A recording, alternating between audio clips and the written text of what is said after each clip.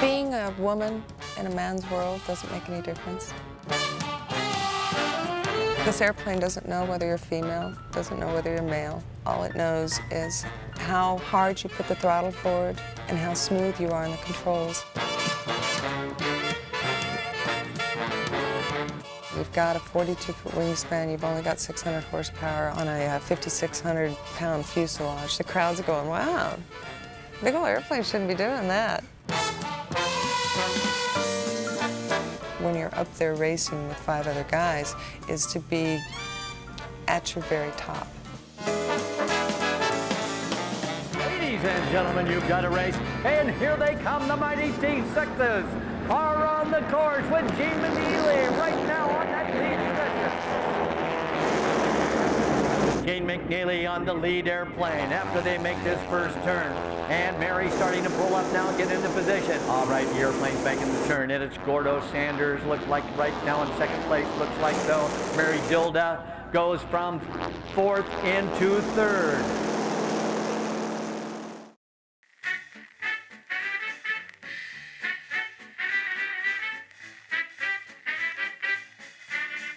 When I was growing up, my parents always asked, what do you want to do with the rest of your life? And my answers came up with, I wanted to be a fashion designer and fly my Baron from show to show. I wanted to be an interior designer and fly my Baron from show to show. I wanted to be a physical therapist and fly my Baron from hospital to hospital. And so finally, Daddy just said, well, why don't you get your license and see if that's really what you want to do? When we started looking at colleges, Oklahoma State is where I finally ended up going to school because they allowed me to develop a marketing/aviation degree. About 3 months prior to college, I didn't know where I was going to go. I had my licenses, but I didn't have the experience or the flying time to really get a good flying job. My father said, well, why don't you join the Air Force? So I just walked into a recruiter and said, hey, I want to fly jets, and spent 10.5 years flying them. I went a lot of places, got to see a lot of things. Did the ice mission down in Antarctica, flew several missions during Desert Storm. That was a little interesting. At one point in time, they were shooting missiles over our heads. It got a little bit interesting doing some of that stuff. When I got out of the military, I took the opportunity to get on with FedEx because I really did want to fly cargo airplanes. So I joined FedEx as a DC-10 simulator instructor, taught there for 3 years, and then eventually got on as a crew member of flying the line. And about 2 months later, Blue came up for sale. Boom, childhood dream, you know. Gosh, we can take this gorgeous blue airplane, fly air shows, and, you know, take care of every dream that I've ever had as a child. We said, well, shoot, you know, let's go race the airplane, because it was already a racer. So we said, well, let's see what we can do with it. So we finally, in 2005, won the gold races with this airplane. It was probably the greatest feeling that I've ever had, to know that the whole crew could work so hard on an airplane and take it from the very bottom to the very top. And it looks like it's Mary Dilda now, still in the 3rd spot. So it's Gordo Sanders in big red, number 5 in 2nd position. Mary, it looks like she's going to try to press from the outside, but she's got a long way around. And it looks like Gordo Sanders is in 2nd, trying to take over. Now, racing on the left, and she looks like she has taken over 2nd.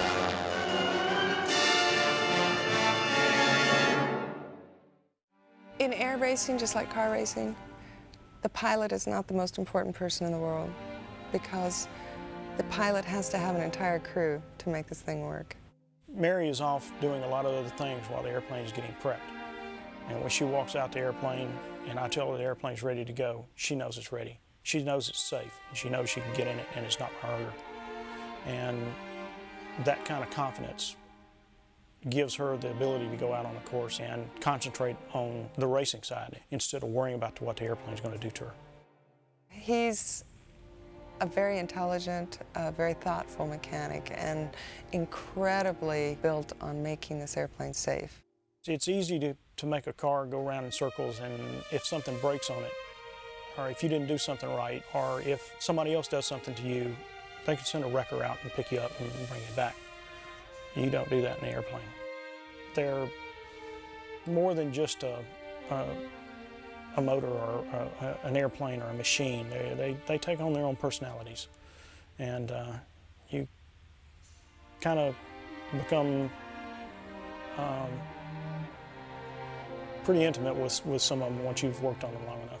You know, there's thousands and thousands of pilots out there, and there's about 150 pilots who every year take their airplanes out to Reno and race them. We're a very small minority in the world of aviation, and you either really like it or you don't want to do it at all. And the funny thing about air racing is you take to it right away. I guess I'm a natural because I ended up in the middle of the pack instead of the last of the pack like a lot of beginners do. So it was very, very fun and exhilarating. I think that's part of it.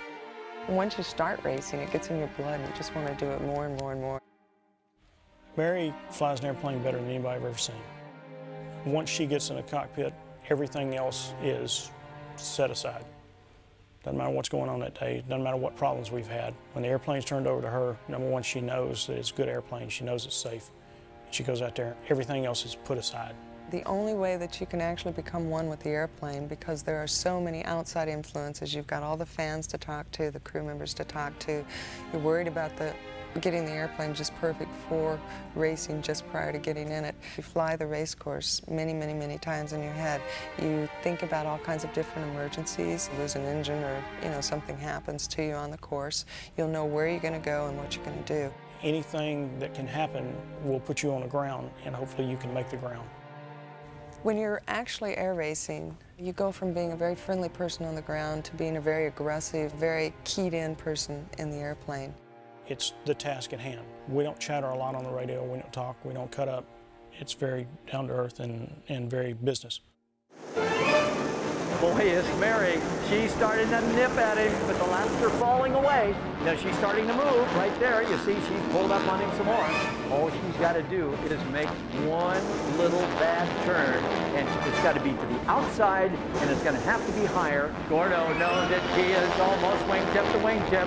Here comes Mary, and it looks like Mary Dilda to FedEx has pulled herself out. What a race! What a race! Racing is in my blood. I don't think I'll ever quit. And to be able to win, it's a thrill. You know, it's so great to know that you can take a machine to make it as fast as possible, and then you can take it to the final winning lap. It's a great feeling.